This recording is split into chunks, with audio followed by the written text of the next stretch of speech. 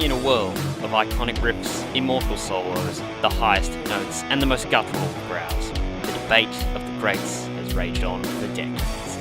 And we settle them here. This is the Great Metal Standoff. Thanks very much, voiceover guy. Ladies and gentlemen of the rock and roll, punk, prog, hardcore, thrash, and heavy metal community, my name is Jason Evans, and this is the Great Metal Standoff, the podcast that pits some of the most iconic albums ever one-on-one in track-by-track combat. Now, as you may remember in our previous episode, first ever episode of the Great Metal Standoff, we had pitted the two most iconic albums from the two juggernaut metal bands that changed the way we perceive metal today in some extent. Obviously, they're not an inventor of it, but they're most definitely an innovator of the genre. Master of Puppets versus Rust in Peace by the two, once again, I'm going to say the word juggernaut a lot, the juggernaut bands Metallica and Megadeth. Now, since that episode, I've gone and made a little bit of an effort to explore some long-lasting debates at that sort of scale in other genres of more the rock and roll genre. So, listeners, we're starting this week with a massive swerve. Massive swerve. In this brand new venture called the Great Metal Standoff, right out of the gate, I'm going to be diverging into different genres, because that is something I would like to explore here on this show. In the intro, I say, ladies and gentlemen, the rock and roll, punk, prog, hardcore. I'm willing to talk about anything outside of that umbrella. It's all good, so it's a way of diversifying our content.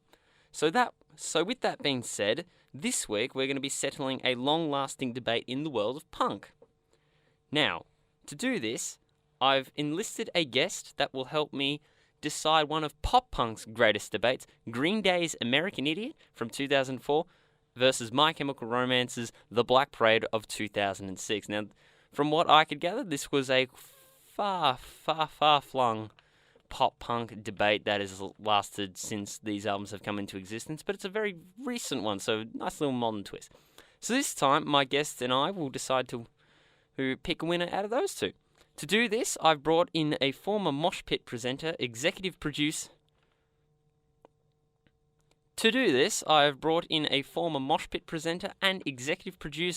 and she happens to be a Green Day and My Chem superfan. Her name is Ellen Pritchard.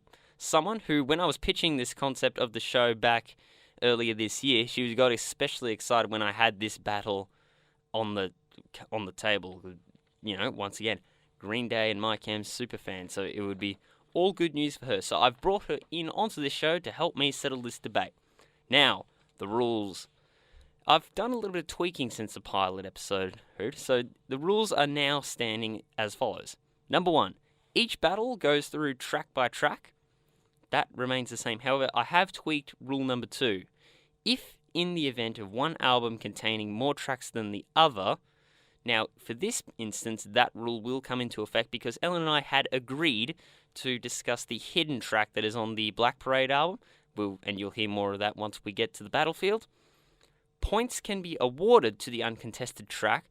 Now, originally, I said that you can award the track if you would actively seek the song out again, but I thought, to be a bit more concise, instead of proclaiming that you would seek the song out again, I believe we will award a point to the uncontested song by allotting them a gold star. So we must allot the song a gold star for that song to receive a point. And if you don't want to allot that song a point, you award it with a grey star. So from now on, uncontested songs will be decided via gold star or grey star. And the winner with the most accumulative points by both us, the panelists, will be declared the winner. Alright, with that being said, let's head over to the studio where Ellen is standing by. The battlefield is ready and the audience is attendance and the timekeeper is queued. So let's head on over there. It is Green Day's American Idiot versus My Chem's The Black Parade. I'm excited. Can we decide on a winner this time? Because it is interesting. Back under the Metallica v Megadeth one with Rhys McKenzie, we had to settle with a draw. So are we only going to fuel the fire of this long-lasting debate, or are we going to be able to settle it right here on the Great Metal Standoff? We'll find out. Ellen is waiting. Let's head over to her. Roll the audio. All right, we are in the battle zone here at the Great Metal Standoff, and I have summoned in a former Mosh Pit executive producer and presenter, and a Green Day and My Chem superfan. Her name is Ellen Pritchard. Welcome to the studio. Thank you. It's great to be. It's great to be here. Yeah, there's something amusing about my intro, is it? Is there? No, it's just I don't know. I just felt awkward, so I started laughing. That's the perfect way to kick off a podcast, isn't it? Okay, so I've summoned you in because you were very adamant on coming on the show for when we were doing a battle between Green Day's American Idiot of 2004 and My Chemical Romance's The Black Parade, released in 2006. You were very excited when I brought that battle into contention. Why is that? Because these are two of what I think are two of the best albums, and they're two of my favourite albums. And I saw Green Day live, and I was like a mega super fan of My Chem when I was like 19, which I'm now like 22. But like, I listened to the Black Parade album so many times in my car that it like stopped working because I had it on CD.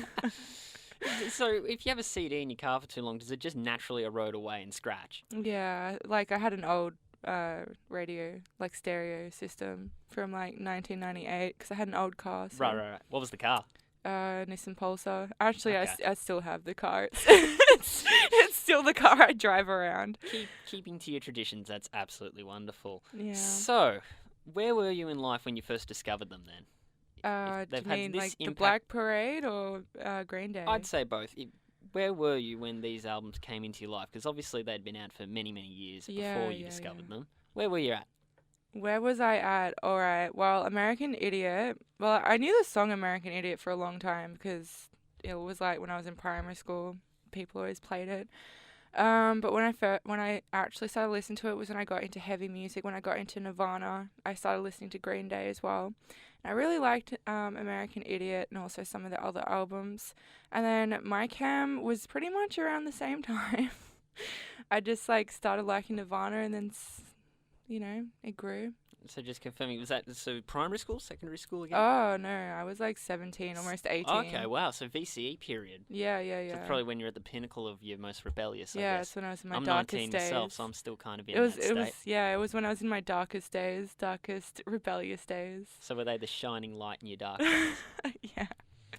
That's really good, Riff. Really, really good. So, we are pitting these two albums up against each other. What do you reckon? They are kind of... You can talk about one without talking about the other. Why do you reckon that is?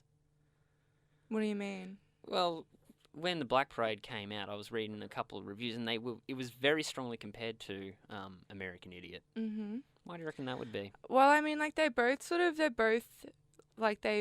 are concept albums. I guess they both sort of have that dark feel to them. But I think that it's hard to compare the two albums. I mean, like, it is and it isn't. I don't know. Do you know what I mean? Yeah, I guess Maybe, so. Probably not. We'll probably find out. We'll find out as we progress along. So, this is how the battles work. This is your first time tuning into the Great Metal Standoff. This is how it's going to work. We're going to go track by track and work out which song is best in our personal, humble opinion. We're trying to celebrate the best of music. We're not going to try and be critics here. We're going to try and celebrate what makes these songs great. So we're not being critics at all? No. But we have decided before coming into this show that we wanted to talk about the Black Parade's hidden track Blood. Yes, that's right. So that slants the track listing 14 to 13. So when we get to Blood, the way we can award a point, we can contest it for a point, but the only way to give it a point is if you give it a gold star. What does that mean? So gold star, you can give it a point. If you give it a grey star, it will not receive a point to the overall score. What determines a gold or a grey star? Whether you would seek it out again. Seek it out again? Actively seek it out again. Like actively listen to it? Yes. Is that what you mean? Okay. No 50-50s, no hesitation. You love this song so much that you would give it a gold star. No, but like I listen to, you see, that's kind of hard for me because I listen to the Black Parade album in my car from like start to finish. So it just like comes on, do you know what I mean? It's not like I go and seek out like, I mean, sometimes I want to listen to Welcome to the Black Parade, but like... Wow, okay. Whereas I feel like with American Idiot, I would listen to those songs like as a whole or just as separate as well. All right, excellent. Ellen Pritchard, I think it's time to break it down. See that timekeeper over in the corner of our studio here? Yeah. He can ring the bell in 3, 2, 1. Timekeeper, please ring the bell. Thank you very much. Okay, so let's start off with track 1. For Green Day, we have the title track American Idiot versus the Black Parade's The End. This is track 1. Yeah. So, first things first, we have to talk about American Idiot's title track. It's pissing iconic. Is it a game changer in punk, in your opinion? I'm actually going to turn the tables and say that, I mean, like, it's not my favorite song. Like, I wouldn't actively, like, go and listen to it all the time. I feel like I have to be in the mood to listen to it, but at the same time, I think it did create a big statement at the time in the message that it was portraying. It's a very political song that they released at the time in, like, this post, 9/11 America. Especially, yeah, it's calling out agenda-spinning media. I'm not part of a redneck agenda. Yeah. And it definitely did criticize it. It was very critical of the Iraqi war at the time. Yeah, it's definitely like a political song. It's a strong start, to the album, but I just feel like it doesn't. I mean, yeah, I don't know. I have mixed feelings. Really? Yeah. Okay. Very mixed feelings. In comparison, The End on the Black Parade. Now, let's just put this straight, listeners. I hadn't listened to the Black Parade in its entirety until I was researching for this show. Which I think is crazy. So the first time I listened to The End, my mind was spinning at the moment. Like, are we in a church? Are we at the opera? What the hell is happening? It starts off with, like, the hospital beeping. Yes. I think that The End is one of the greatest starts to an album ever. Really? I love it. I think it's such a great song. It's like it sets the tone for the whole album. And then when it ends and it goes into Dead, it's a great song. Okay, so if you had to pick between the two, which one would you get the point? I would pick The End.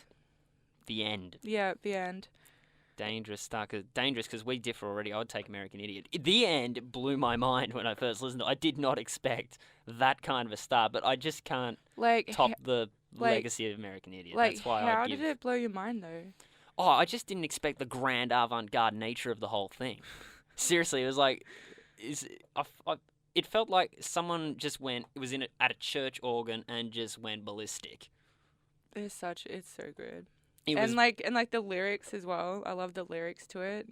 I think it's a great song.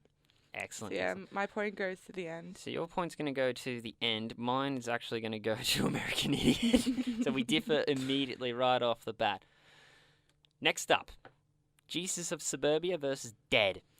It's sort of hard here because Jesus of Suburbia is like, what is it? And it says here 9 minutes long, whereas Dead is only 3 minutes long. And Jesus of Suburbia is sort of split into five parts as well. So it's sort of difficult to compare those two.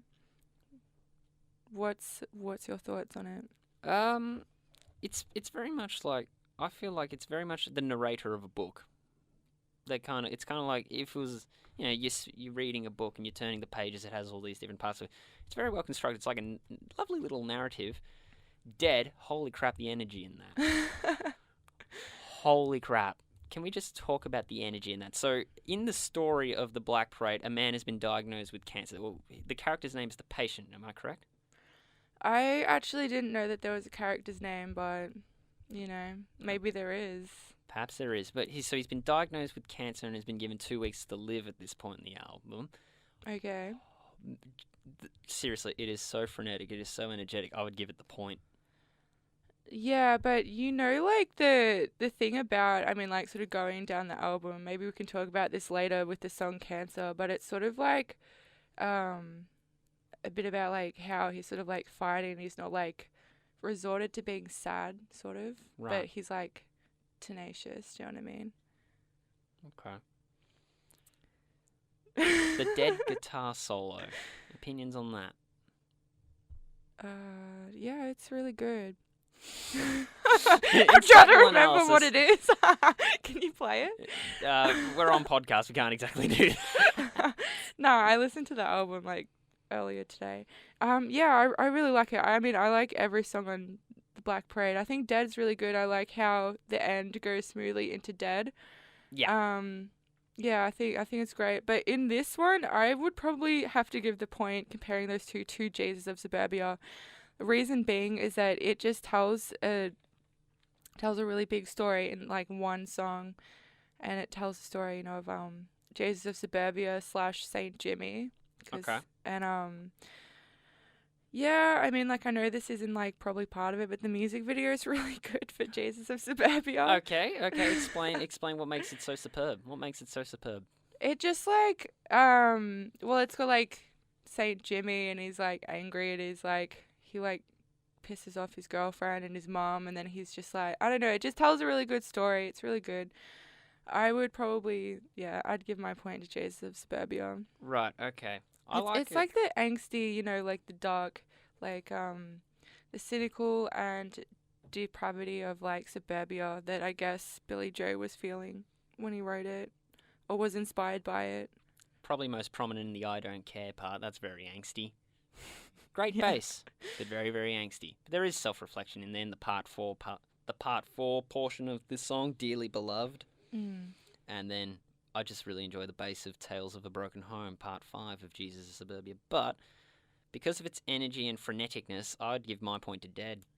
Yeah. And also maybe because it's a bit shorter and there's a lot more going on, in my opinion. That's what I would give, in my opinion. My humble fan celebrating music opinion, I would give my point to Dead. So technically, at this point in the race, it's 1-1. Yeah, because I'm giving it to Jesus of Suburbia. Yes, you Great have. song, hands down. Great song, hands down. Definitive here on the Great Metal Yes. Standoff.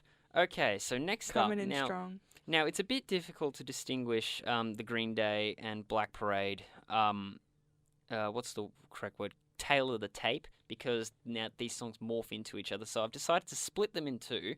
So we'll go Holiday versus This Is How I Disappear. Okay, that's what I had anyway. So, track 3, Holiday versus track 3, This Is How I Disappear. Yeah, that's what we're doing. Yes, that is what we're doing. Okay, I think that in this matchup, I think that Holiday is the better song from Green Day's American Idiot. I like This Is How I Disappear, but it's not my favorite song from the album. So if I was to choose one of the two, I would choose Holiday. I like how it's like very strong.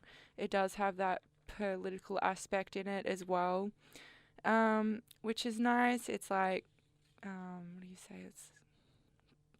I don't know what I was gonna say. It's like good, good rhythm, good tune, very Groove. energetic. It's got some Yeah, groove. it's got a groove. Energetic groove? We could say, we Yeah, could coin that a I don't phrase. know if it's really Energetic groove. Like, isn't groove like a different like genre of music? Well, it's very 70s disco, I believe. Yes. Whereas it's not disco. It's most definitely not disco. Just in researching this, Holiday, this is what I found about Holiday, outright politically motivated track. It was basically resenting the Iraqi war going on at the time. Mm-hmm. At this point in the story, the character is living on the streets, convincing himself running away from his town was the right thing to do, still alone and shunned, but he is gaining self-confidence. Do you match this emotion listening to that? Do you match that emotion? That Wait, you what feel was it alone again? and shunned, but you have self-confidence about you? I mean, maybe. Like, listening to these albums is, like, I definitely relate to a lot of, like, the themes that they talk about, which is why I love the Black Parade so much, and obviously American Idiot so much. But, yeah, I'd say I relate to it, but maybe not in the exact same way, but definitely relate to the themes and the stuff that is going on in the songs. So you feel the groove of Holiday, but you don't feel the emotions of Holiday quite Well, as I same. mean, like, it's a political song. Yeah. Talks about, like, there's that line, the representative from California has the floor. Yes. You know what I'm talking about? Yes. Yeah, so it's, like, it's kind of hard to sort of relate to that because I'm not really involved in American politics. But I just think it's a really good, energetic song. I love listening to it. Whereas in contrast, This Is How I Disappear, which is my chem, what I really enjoyed about it is that it still hadn't let up with the energy. It's a 3-song worth of just non-stop, in-your-face energy from My Chemical Romance by this point in the song. A lyric that stood out to me, and without you is how I disappear. I like that line. See, all of the lines in My Chemical Romance are so, so sad. I mean, like, do you remember the lyrics Borderline from... morbid. Yeah, do you remember the lyrics from the first one, the end? Yeah. Where it's like, you might wake up and notice you're someone you're not. If you look in the mirror and don't Yes. like what you see, you'll find out firsthand what it's like to be me. Yes. I have literally like Yeah. listened to that so many times, and And like the way Jared Way delivered it kind of it's half freaky and frenetic, and that's what I kind of really enjoyed about it. Yeah. yeah, I might actually be in agreement with you. You were giving your point to Holiday, weren't you? yeah, that's I right. might I give it actually to go- Holiday. I might actually go with you, also based on the point of what it transitions into. Oh, into that Boulevard of Broken Dreams. It transitions into Boulevard of Broken Dreams. That's probably one of my personal favorite I'll tell you what. Green Day songs, and that goes up against The Sharpest Lives. I saw Green Day live back in May 2017, so about 2 years ago now. So I was sort of up near the front, like they had sort of like a catwalk thing that came out, and I was on the edge of that. And Billy Joe spent so much time on the end, so I was like right up close. When they sang Boulevard of Broken Dreams, I was just like shouting out the lyrics to like the whole thing. Like, you know how the crowd like gets, sometimes they start singing before like the band does, they get Yeah. it wrong. Like, I think the best indicator of that was the Glastonbury 2013. My goodness, that's phenomenal. what was that? They were singing Boulevard way before. Yeah, that's what happened at my concert. Probably happens at every concert. Yeah. That song is so good. But comparing it to The Sharpest Lives, I love the lyrics to The Sharpest Lives as well. How he says, "Give me a shot to remember," and just the other stuff like if I something about like sleep on the couch. Can I sleep in my clothes or something? Yes. Yeah. Yes. I love The Sharpest Lives. It's one of my favorite songs on the album, Black Parade album. Like I said, I'm using a theme of freneticness throughout the Black Parade, and this one is probably the pinnacle of that. And it's probably proven how crazy and insane it's gotten when you're reading a lyric called "In love with all these vampires, so you can leave like the sane abandoned me." It's like goodbye to my sanity. It feels like, it sounds like. Yeah, I mean, I feel like lyrics sometimes they don't make sense in the same way. Like some songs you can sort of break down and be like, yeah, this is like telling like a like succinct story, but then some songs it's just like sometimes lines are just in there and you think, what does that even mean? Do you know what I mean? I thought when I heard that, okay, yeah, someone's losing their mind a little bit metaphorically, I would say. But Well, it is called The Boulevard- Sharpest Life, so it could be like a what do you call it? Like an sarcastic sort of thing. Could be edge like- of the knife kind of thing. Like The Sharpest Lives, like maybe because he's like slowly drifting into insanity. It's like Right. he's not sharp. If like you understand what I mean. Okay. It could be like you could think of it like that, I guess. Okay, righto. But I don't know. I kind of have a connection to Boulevard, and that's probably why I'd actually take Boulevard. Yeah, it's actually really hard for me to pick between these two songs. I thought this one would give you. I thought this one would give you struggle. Yeah. I actually love both of these songs so much.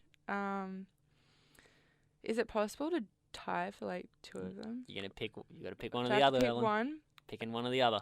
Okay. It's either the somber, lonely filled Boulevard of Broken Dreams, the lonely road I love that that. no one song. will ever know. I'm gonna have to give it to Green Day for that Boulevard of Broken Dreams. That is such a great song. The Sharpest Lives is a great song as well. But I'm gonna have to give it to Boulevard. It sounds begrudging from the sound of your voice there. I know, because I love my cam. And I'm giving all the Well, points. currently at I'm this giving point, all the points to Green Day. currently at this point in time, it is 3-1, both in favour of Green. Well, there you go. This one might be interesting because I reckon this one would have been very tricky for you to work out. Track 5, Are We the Waiting versus Welcome to the Black Parade.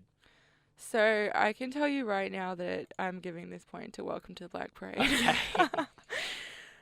I think that Welcome to the Black Parade, I mean, that's such an iconic song, and like everyone listens to it. I mean, like if someone puts it on, everyone all of a sudden like goes back to, you know, that time that they used to listen to it. Everyone says like they had their emo phase, and like that song's like the pinnacle of the emo phase. The emo phase, yeah. That song is so good. I mean, if you watch the music video, it has like the guy and he's in his hospital bed, and he like there's nurses and he reaches out and it has like the parade going down.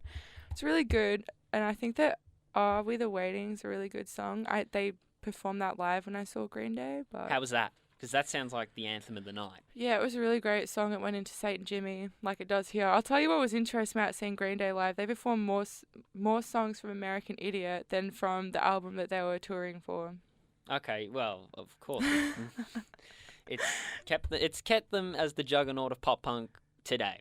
That's right. Because at that point in time, American Idiot was kind of a saving grace for them because they had a little bit of a low period, didn't they? With the Warning albums and... Maybe. I mean, like, they came out strong when they had Dookie back in 1994. Yeah, and then it was... then they had Nimrod. Insomniac. Yeah. But, yeah, I definitely think American Idiot was big breakthrough album for them. Yeah. Well, it's kept them as the giants of punk today. The anthem of Are We the Waiting versus the... you've called it iconic, Welcome to the Black Parade. Yeah. The avant-gardeness, just the grand nature of everything that is going on. Jesus Christ, it's insane. I wrote down in my notes as I was listening to this, if this is a parade of the dead, this song emits a feeling that whoever's died, their memory will live on. Because we'll carry on. We'll carry on. It gets that feeling of, okay, this person is dead now, but their memory will live forever. Yeah. I like it. Nice. And it's really interesting to like listen to what you've written down, like when you've listened to it, to sort of like see what someone's thinking when they listen to it for the first time. It's like when you watch like those people react videos and stuff. Because like obviously I've listened to the album like a countless amount of times.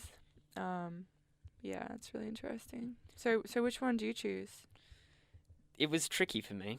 This one actually was genuinely tricky because I feel like I want to just let out a lot of terrible singing notes that I have in my vocal cords when Are We the Waiting Are We the Waiting played. But my God, Welcome to the Black Parade is quite the song, isn't it? It is such a great song. It's an anthem. I mean, I feel like they both are anthems, but I think I'll stand with you and go Welcome to the Black Parade. Mm-hmm. Due to, yes, it's the song that's... would you argue that it is the song that has defined the band? Yeah, I would definitely say when people think of My Chem, they think of Welcome to the Black Parade. Right. Yeah. Now, if I were to click over to my fun facts here, I've got a fun facts sheet ready to share with you all. That's exciting. Welcome to the Black Parade song. The main character, the patient, has died of cancer and is taken to death via parade, which Gerard Way apparently believes that death comes to you in the form of their fondest memory, and the fondest memory was seeing a marching band. Really? Yeah, that's what I found out. But what's that whole thing about? Will you defeat them, your demons, and all the non-believers? Yeah. Will you be the savior of the broken, the beaten, and the damned? What's all that about? I couldn't tell you. What do you listeners at home think? Facebook.com/Metal Standoff Pod, and let's hear your suggestions. Furthermore, I think this is also a good time to talk about the Black Parade's inspiration. Mm-hmm. They said they were very inspired by Pink Floyd's The Wall, Queen, and even David Bowie's Rise and Fall of Ziggy Stardust. Do you see that? They're all great albums. I could definitely see that. The Wall, can definitely understand The Wall. I've listened to that album a lot, and now that you've said that, I actually do see the correlation with them. In terms of Queen, do you know which Queen album? I think it was A Night at the Opera they were very strongly... Oh, like the one that has Bohemian Rhapsody on it. And then David Bowie, Ziggy Stardust. I mean, the one that I've listened to the most out of those three would be The Wall, and I can definitely like see the correlation between this album and The Wall, because The Wall like tells a story about a person... A man's self-imposed isolation, really. Yeah. So I guess like you could even sort of see that with Jesus, like the American Idiot with Jesus of Suburbia. Yeah. Okay. I mean, like The Wall's a concept album as well. I feel like it sort of goes, it what do you say, like fits in with the theme, the genre, the theme. Right. Not really the genre, but like the theme. Yeah. I feel like I'm not very good with identifying other bands' influence. I'm genuinely not great with it. But I read up that if we were to hawk back to the end, the song "The End," it has been compared to the opening track of Pink Floyd's "The Wall," "In the Flesh," the first song off "The Wall," "In the Flesh." It has been compared to "The End." The End has been compared to that song, and I feel like there's a bit of Pink Floyd influence in the, at the end of "Welcome to the Black Parade," where there's the marching drum in the outro. Yeah. And then it just hits a drum and it stops. I feel like that's very Pink Floyd-esque. That's just me thinking off the top of my head. Maybe. I don't really. I mean, like, Pink Floyd definitely has a lot of sound effects in their music, if that's what you mean. Like, they have, like, in time, they have, like, all the clocks and stuff. Yeah. And I also do listen to The Wall quite often. They have snippets from TV shows in song transitions as well. So they have, like, seagulls at the start of Comfortably Numb. Do you know what I mean? I was listening to that song School teachers earlier. leading into Another Brick in the Wall. Yeah. Yeah, so that's where I would get that little bit of influence in. Yeah, I could see that. So all in all, we both agreed that Welcome to the Black Parade trumps Are We the Waiting. So at this point in time, American Idiot stands 3-1 for me, and for Ellen, it stands as 3-2 in favour of also American Idiot. Oh boy. Has that thrown you? Has that I feel like it does thought? throw me a little bit, because I would think like Black Parade hands down would be my favorite between the two. So you came in here thinking Black Parade would win. Yeah, but then you look at and listen to American Idiot. American Idiot has so many great songs on it as well, and I love American Idiot as well. All right. So yeah. All right, let's continue on with this battle. Track 6, Saint Jimmy versus I Don't Love You. I mean, I like both of them. I like Saint Jimmy. He's like rebellious. I like the character Saint Jimmy and how he runs through the whole album. This is his song. I like how he says, "My name is Saint Jimmy, and you better not wear it out." And then at like the end is like, "And don't wear it out." Do you know what I mean? Yeah. That's my name, and don't wear it out. Yes. Yeah. That's the my name. line. Don't wear it out. And it's punk as F, because I'm Yeah. trying to avoid swearing on the show, but punk as F. It's a great song. In the realm of the concept, is Saint Jimmy an antagonist in this story? Because when I first listened to it, I thought he was like an antagonist to the main character, but then I looked into it a little bit, and it was like Billy Joe has. I'm going to quote something Billy Joe Armstrong had said. It's part of a split personality that I think a lot of people have, and they get disconnected from themselves a little bit, and maybe follow a self-destructive path. I could definitely see that. Okay. Yeah. So would you see Saint Jimmy as a bit more of an alter ego to the main character than an outright antagonist? Well, like that's why I said Jesus of Suburbia / Saint Jimmy. Okay. Yeah, they're like the same person. Right. But I guess Saint Jimmy's like the rebellious, like angry one. And on the flip side, I Don't Love You. I love the song I Don't Love You. I'll tell you about that song is that it kind of starts off the same as that Elvis Presley song, Always on My Mind. Do you know that song? I don't. Oh, I don't. That's just shattered. a shame. It has like the same chord progression. It sort of sounds kind of similar. Okay. So when I first heard it, I was like, this sounds like that Elvis song. I think that I Don't Love You is like perfectly placed. I love how Welcome to Black Parade sort of goes into I Don't Love You. I love the message in I Don't Love You. How he says, would you have the guts to say, I don't love you like I did yesterday? It's a great song. I believe it's the first ballad of the album. Through your knowledge of MCR, is that their first ballad in general, like in their entire catalogue, or would you? I don't know. No, they have ballads in 3 Cheers for Sweet Revenge, right, which did come out before this, so this isn't their first one. Okay, it's just the first one on the album. I'm giving my point to Saint Jimmy. I'm gonna give it to I Don't Love You.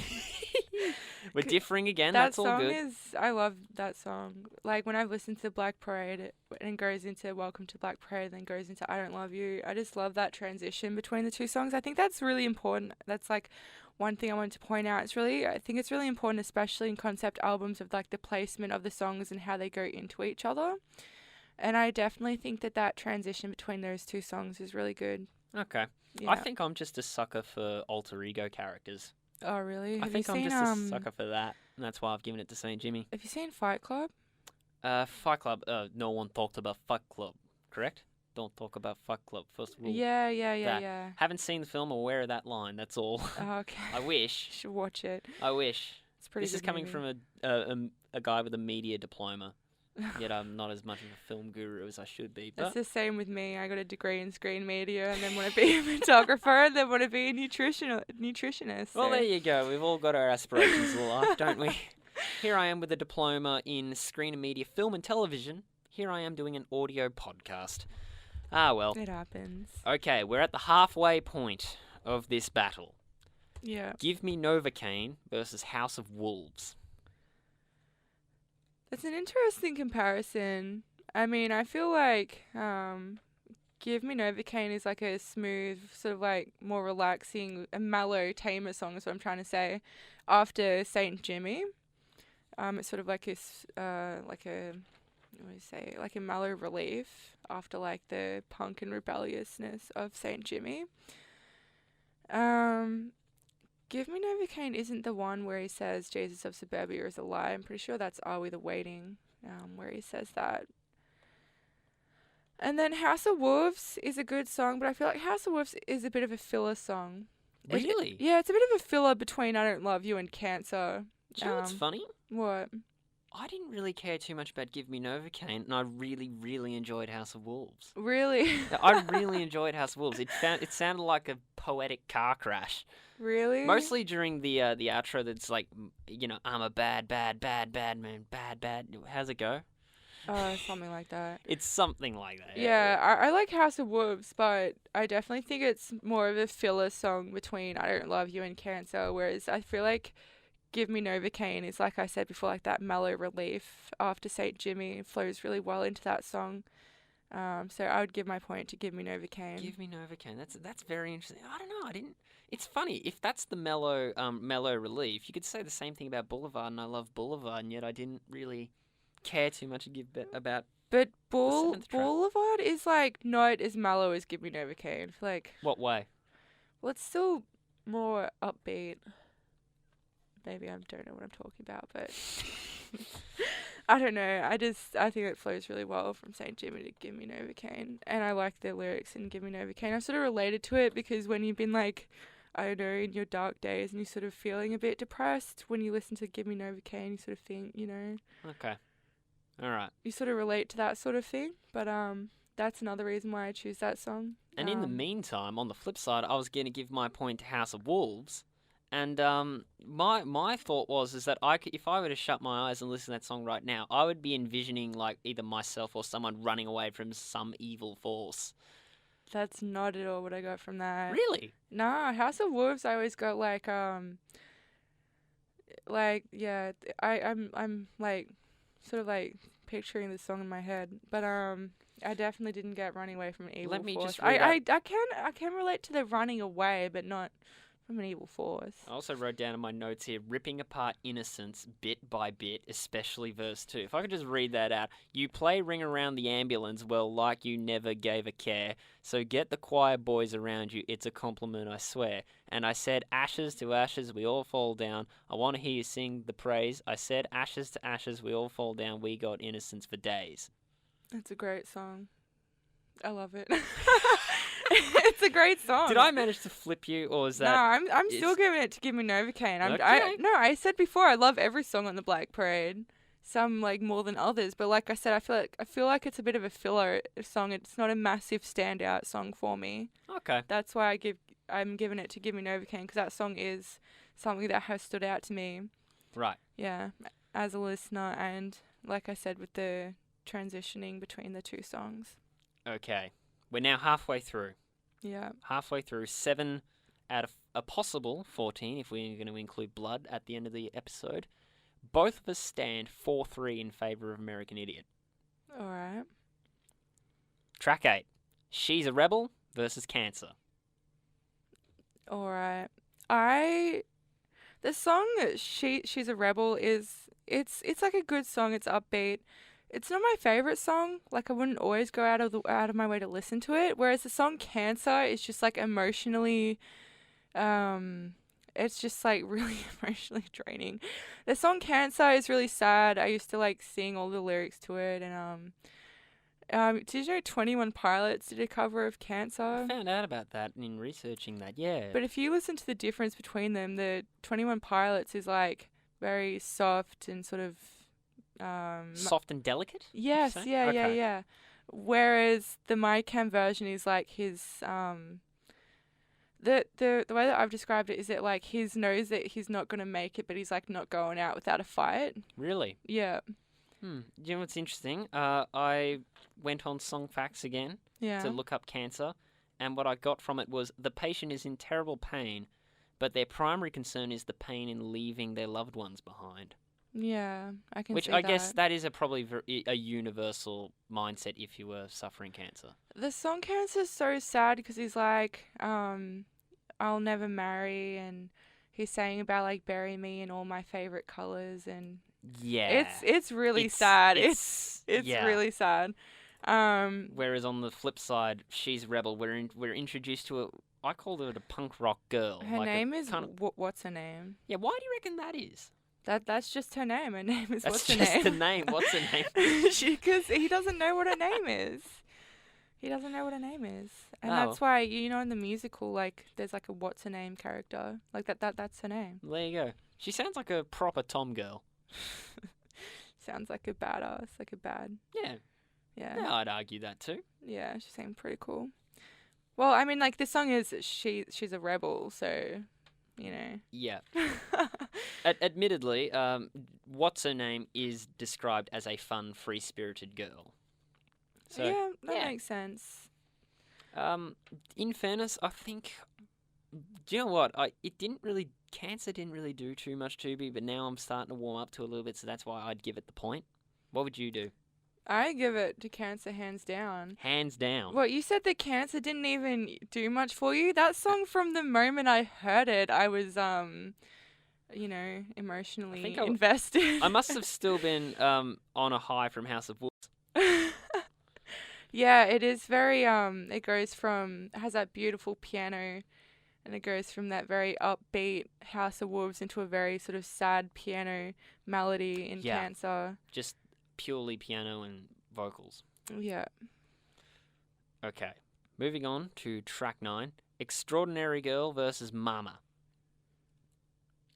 Yeah, my thing here, that's from Wikipedia, says that Mama features Liza Minnelli. I don't know if that's true or not. I don't remember Liza being on that. But anyway, Extraordinary Girl is, again, not one of my favorite songs from the album. I guess it starts off with like those, like the bongos. Yeah, it started off with bongo drums. Yeah. It's good. It's upbeat. I guess it's catchy. I said in my notes here, lyrics are narrator-ish. Quite nice. Yeah. I can see that. I think that Mama is my favorite song out of the two because it's very dark. I'd agree, actually. Yeah, and I've always like being in the state of mind listening to these albums, I've enjoyed sort of like the dark and depraved sort of Yeah, this one's a very much more Yeah. psychedelic track. yeah, Like, yeah, this is yeah. more outright psychedelic. I mean, I listened and it's like, okay, it's got a creepy nursery rhyme by, and it sounds really sinister. A nursery rhyme by. What do you mean? Vibe, I should have Oh, said. I should have vibe. said vibe.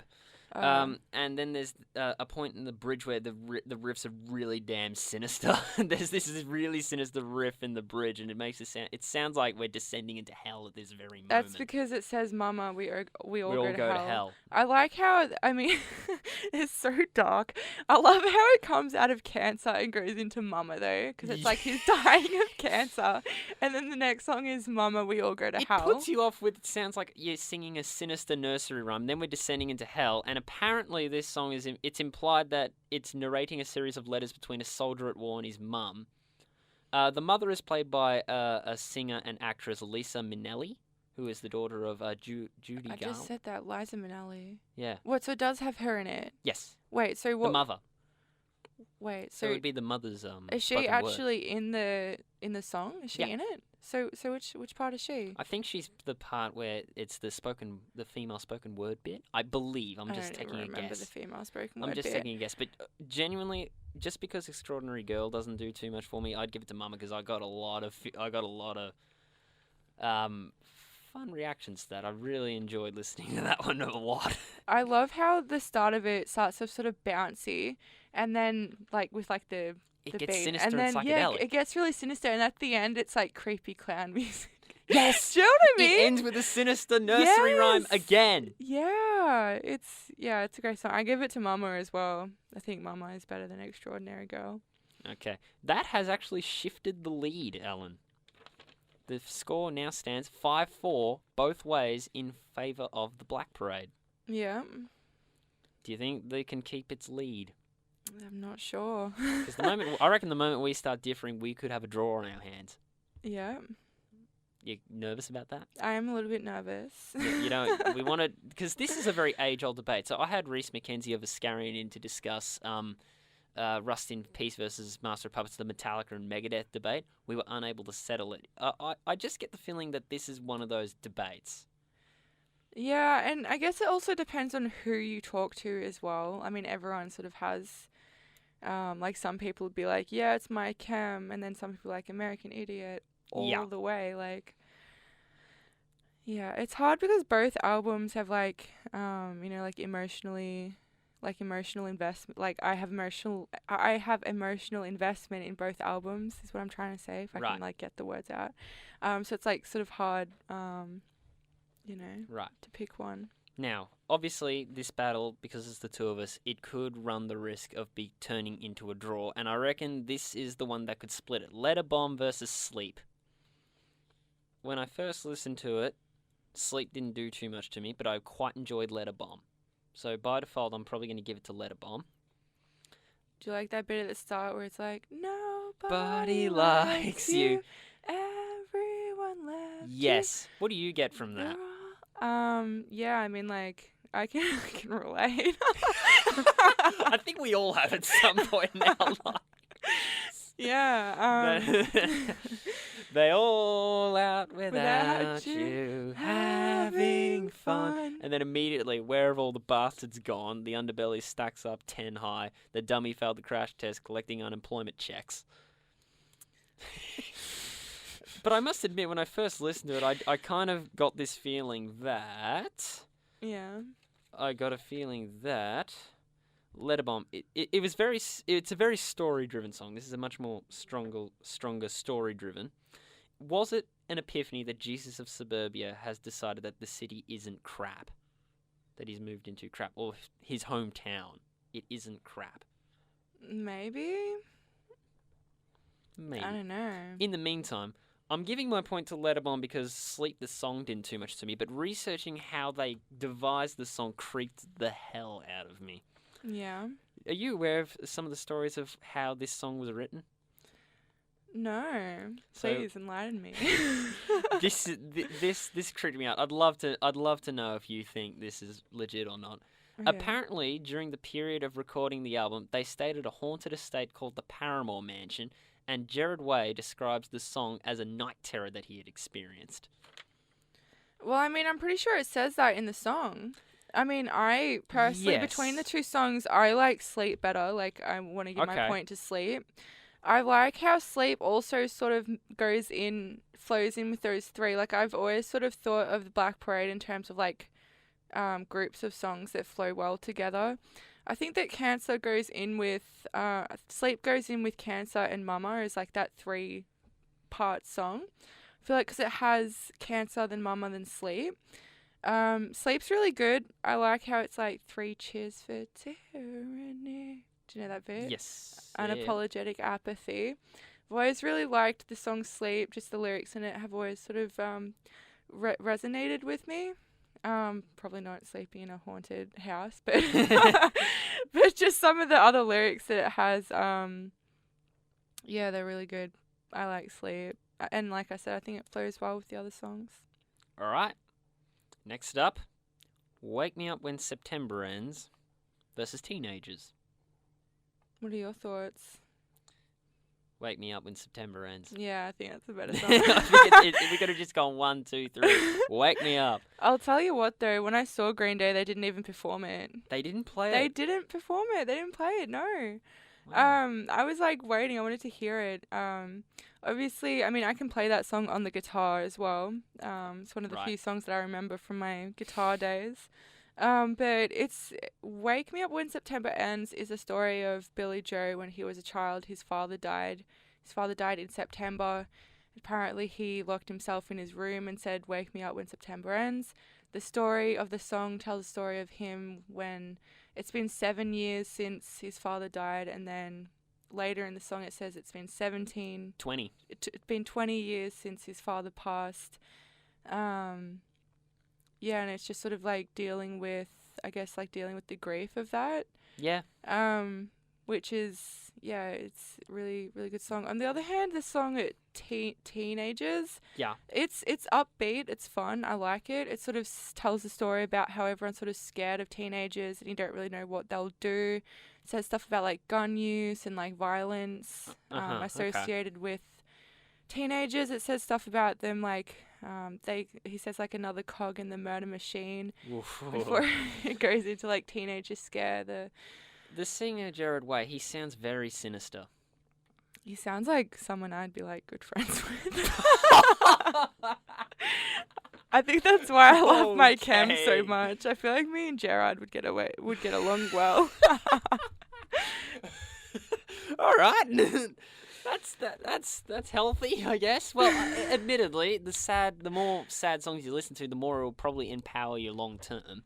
Exactly. So I guess so, yeah. But there's something gut wrenching about "Wake Me Up When September Ends." Yeah, it's really it's a slow one compared to the other ones. It's sort of more acoustic, I think, at least at the beginning. Maybe the guitars come in it towards the end. I don't know, but it's acoustic at the beginning. Yeah, but you can hear the pain. You can hear the pain. You can feel it. Yeah. I would also argue it's also a very self-reflective song. It's taking a moment to process the memories, the thoughts, the emotions. Yeah, a proper grief. Yeah. It's proper raw grief, and yeah, that resonates with anyone. That's got my point. Absolutely. Exactly, my point as well. Sweet. Okay, we're coming up to the final stretch, Ellen. Would you like to have a score update? Yeah, I do. Currently, in my scoring system, American Idiot leads 6-5. In your case, the Black Parade leads 6-5. So we are heading down Draw Highway. We're heading down Draw Boulevard. Yeah, Draw Boulevard. There are 2 songs left on American Idiot. Let's see if that changes anything. Homecoming versus Disenchanted. Now, Disenchanted is another ballad. It is, yes. And Homecoming is very similar to Jesus' Suburbia, where it's a 9-minute song split into 5 parts. Yeah, that's correct, yeah. How are we going to distinguish between these two? I feel like Homecoming, like you just said, is very similar to Jesus of Suburbia. Those 2 songs go hand in hand. I like how Homecoming sort of at the end of the second last song of the album, and Jesus of Suburbia was the second song. A little full circle moment. Yeah. I think that placement is really good. I like, I mean, it says like the death of Saint Jimmy, and then we're coming home again. With Disenchanted, I think that I would give my point to Disenchanted because the lyrics sort of are more, I sort of feel like I relate to the lyrics more in Disenchanted. It's sort of like a sad song. It's another one of those like songs where it sort of feels like it's sort of like acceptance in a way that like things are bad and there's nothing you can do about it. At least that's what I got from it. I looked at it as a teenage angst song. I prefer this song more to I Don't Love You, which is the other ballad on the song. Oh, really? I prefer this one to I Don't Love You. I'm just looking at this song. I Don't Love You better. You're just a sad song with nothing to say about a lifelong wait from a hospital stay. Well, if you think that I'm wrong, this never meant nothing to ya. Not you, ya. Oh, I love it. It's so sad. It is. I just love sad things. It's kind of like it's sad. It's got a bit of a little bit of teenage angst about it, and I would say you're just a sad song with nothing to say. Is that calling out self-centered behavior? I just got that just popped in my head when I listened to it for some reason. Let's argue. Do you reckon? Calling out your Self-centered? self-centeredness? What? So this singer is calling out to somebody else, saying that they're Someone's self-centered. calling out to yourself, like looking in within yourself and realizing you're just a sob story. And you should improve It's yourself. definitely not the message I got from No, it. okay. So I'm just being silly. I'm thinking way too. No, everyone hard. has like different interpretations of Yeah, things. yeah. That's why music is so great. It's because it's so subjective and everyone gets different things from it. Yeah. And music means different things to different people as well. But at the same time, you know how I was just mentioning with Wake Me Up When September Ends, that was it's a sad song, but it's a moment to take grief, and a lot of sad music makes you want to empower yourself at the end. I could make that argument for Disenchanted. Yeah. It's a call to improve yourself, make yourself better, becoming a better person. At the same time, well, ripping your heart out. And what was your thoughts on Homecoming? Homecoming I preferred to Jesus of Suburbia. Really? Genuinely, I preferred that to Jesus of Suburbia. I liked I'm the that opposite. the part 3, Nobody Likes You, that paid off the letter bomb intro. Yeah. It sets up the element of the nobody likes you, everyone left you, and then it gets paid off in that part of the song. Yeah. What do you reckon Rock and Roll Girlfriend's all about? Because it's just It's like the Trey classic. Cool. That is sung by drummer Trey Cool. Yeah. And And he is so cool. is he? He is actually, when I saw Green Day, he had green hair, okay? It was like blue or green or something, like aqua, like bluish, greenish. He's like such a cool guy. Right. But what I got from Homecoming, it's Jesus of Suburbia, your main character, your main protagonist, call it what you will. Yeah. He's got ridded himself of his alter ego, Saint Jimmy. This is the point where he's Yeah, well, I gotten mean, rid like of the it. first one is the death of Saint Jimmy. Yeah. It's like the ending of like an era, quote unquote. He's returning to the home he ran away from in the Exactly, very beginning. yeah. But it's kind of like this feeling, there's this comforting feeling about it. He's coming home again, but I mean, like, it could even be like, you could think it's not even about like he's going to like a physical house or like anything but like that, but like he's going from where he was in the state of being Saint Jimmy back to like what he used to, or like back to where he came from, or like and who he used to be, sort of thing. do you reckon like rediscovering himself? Yeah, that Okay. sort of thing. We're coming home again. All in all, that was a good analysis, that one. Who's getting the point? I'm giving it to Disenchanted. Because Homecoming's not a song that I've really listened to a whole lot.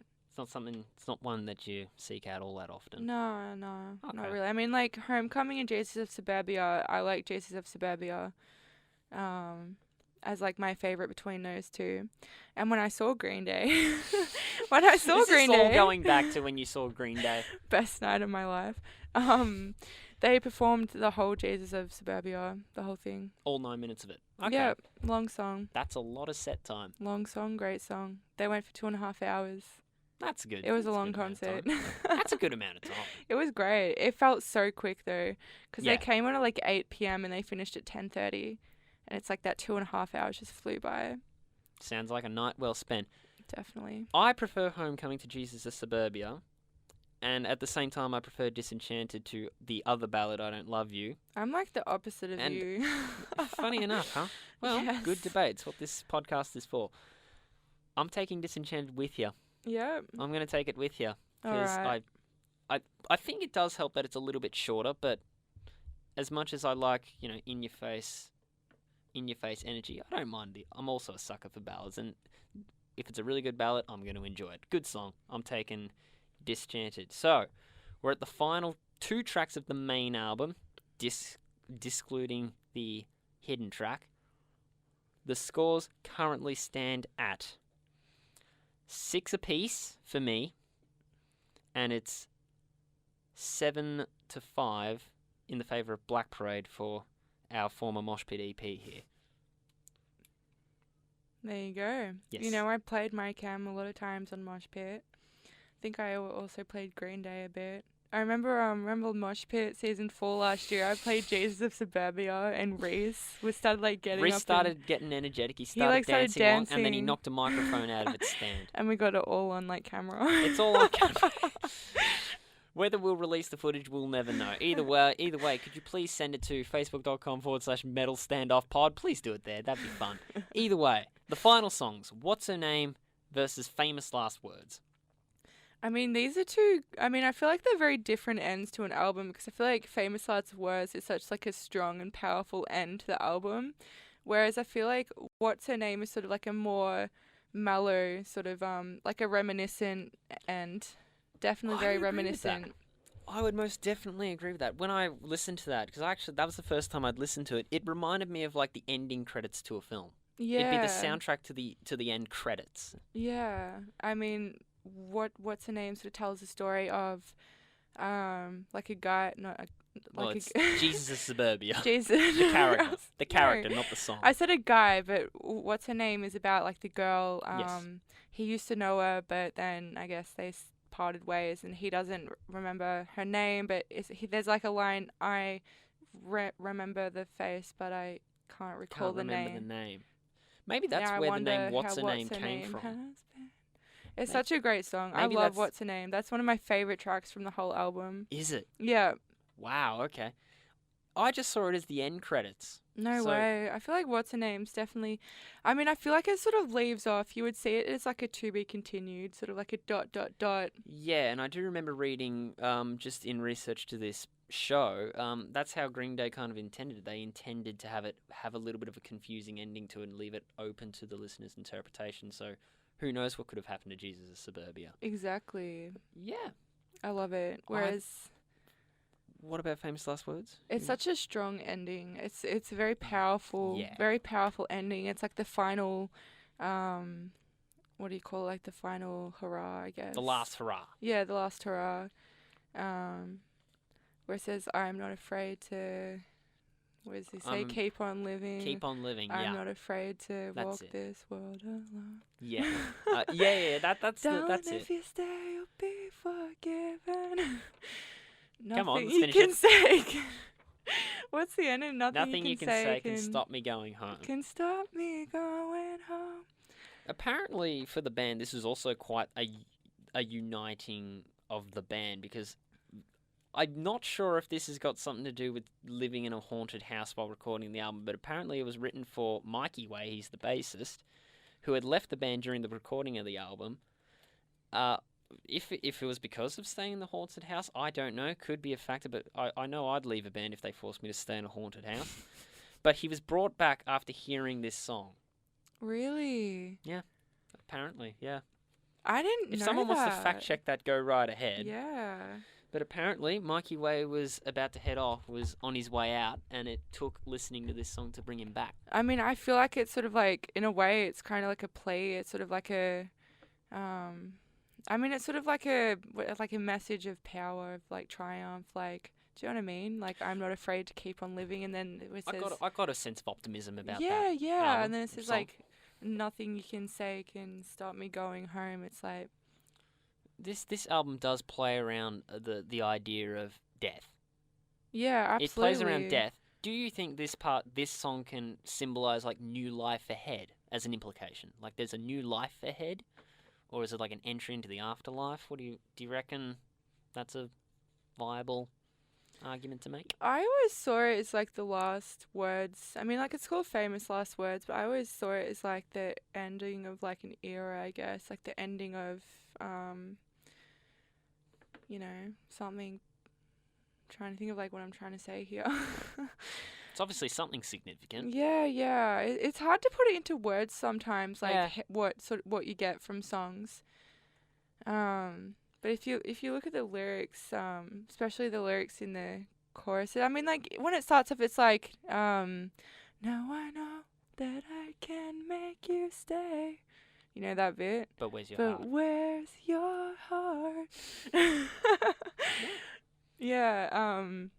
I sort of see it as maybe like the parting of two people, which makes Yeah, sense. yeah. How you said it's like Mikey Way came back after it, after he heard it. It makes sense. Like always saw it as like the parting between two people. It's something that the person singing is saying to somebody else. Yeah. Yeah. Okay. With all that being said, these are the final two songs. Okay. Who wins out of these two? It's sort of like hard to choose between those two. I would say I'd give it to What's Her Name. What's Her Name? Yeah, Okay. that song's been really a song that's sort of like meant a lot to me, and I think a lot of people can relate to the message that it's sort of saying, that like the person is saying in the song. How it says like, now I wonder how What's Her Name has been. 'Cause Yeah, you sort of think about people that you used to know. And people like, you used to know and you wonder where they're at. Exactly. And it's sort of like a reminiscent, like a nostalgic sort of thing. Yeah, nostalgia. Thinking of the times. But then Famous Last Words, like we said, that one's very powerful. They're very different feels, both of the songs. Different feels.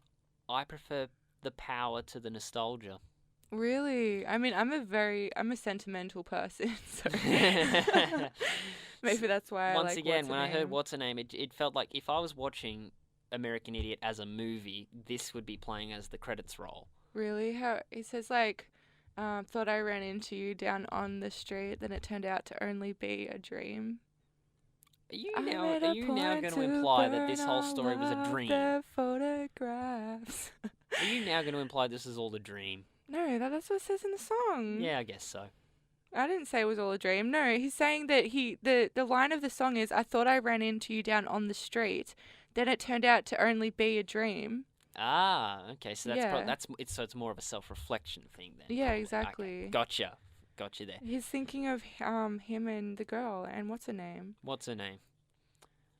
Because of the power and because of the optimistic interpretation I take, it could be completely different to you listening at home. But I hear a bit of optimism about it, and there's quite a bit of power in Famous Last Words. That's where I'm giving my point. I feel like Famous Last Words like a dying song, kind of like this is At the same time, yes. I mean, that it could runs happen. in with the theme of death that runs through the Black Parade. But for me personally, between Famous Last Words and What's Her Name, I 100% give it to What's Her Name. All right. Okay. Now it's time for the uncontested hidden track of the Black Parade, MCR, Blood. Okay. It's only about a minute long, about a it's a minute short song. and something long, and it's very carnival. You know how I was talking about the sinister nursery rhymes in Mama? Yes, it is. It's similar to that. It is. It's very similar to that. I mean, Carnival-esque. when Like you'd hear it at a country fair. Yeah. I definitely feel that. I feel Now, like the way to give this a point, the way I'm going to give it to the overall score is if you like this song so much that you would seek it out again and give it a gold star. If you don't give it a gold star, it receives a grey star and no point. I mean, I feel like what did you do? Nothing? I feel like listening to the album, Blood's sort of like an interesting one that just comes on as it says. I mean, over here it says hidden track starts at 1:31. Yeah. So you have like a minute and a half of silence after Famous Last Words. I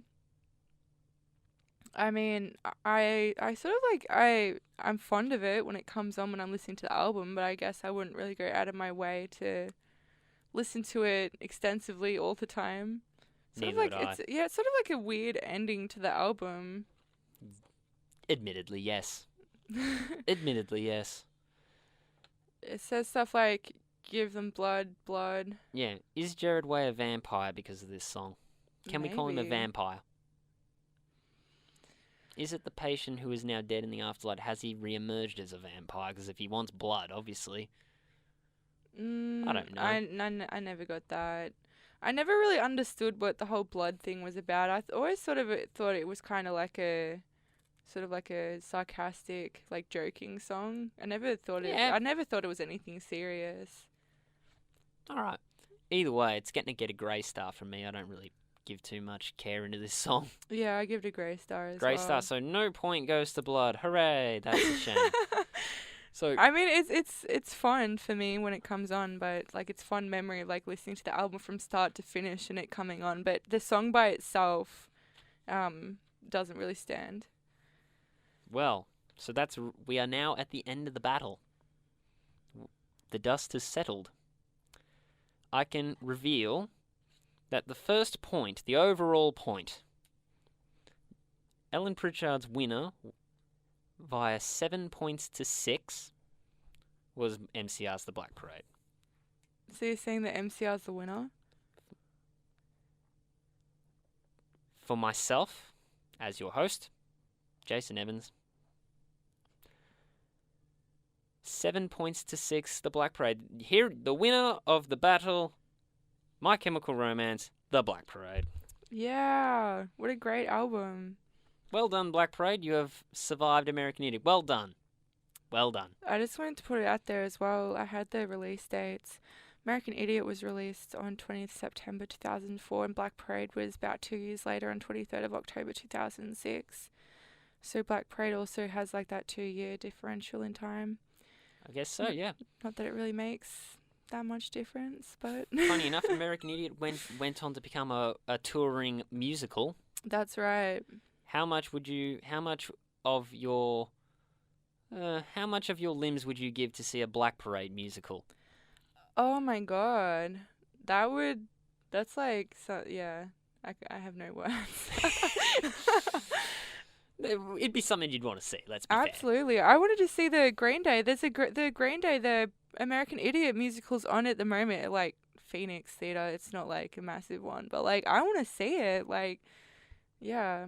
I love I mean, like I watched like, the Broadway Idiot when it was on Broadway. They made the documentary about it. Yeah.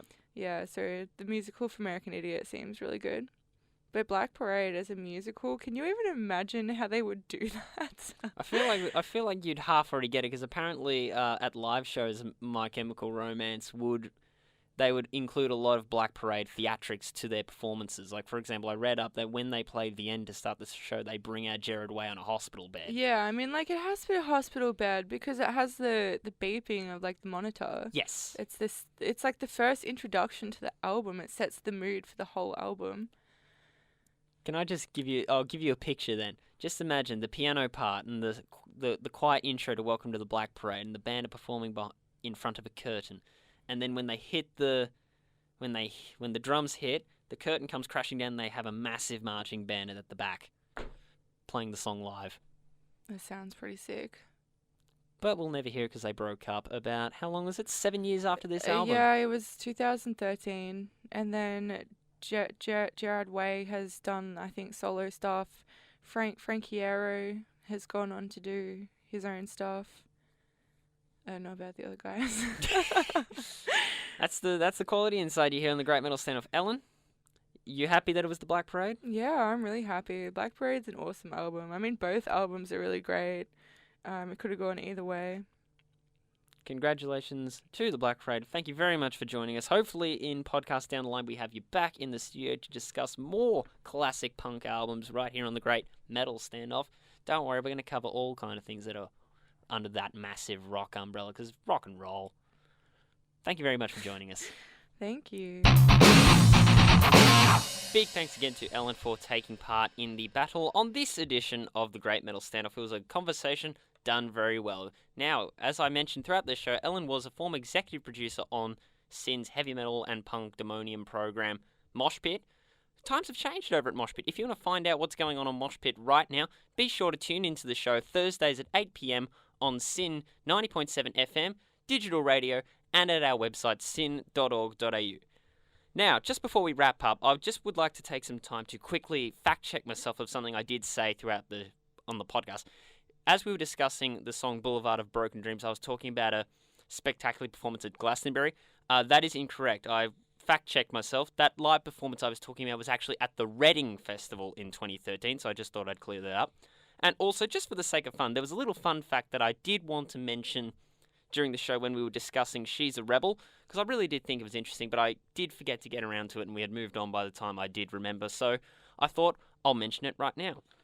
Here's a little fun fact, bonus fun fact, if you will, that describes She's a Rebel.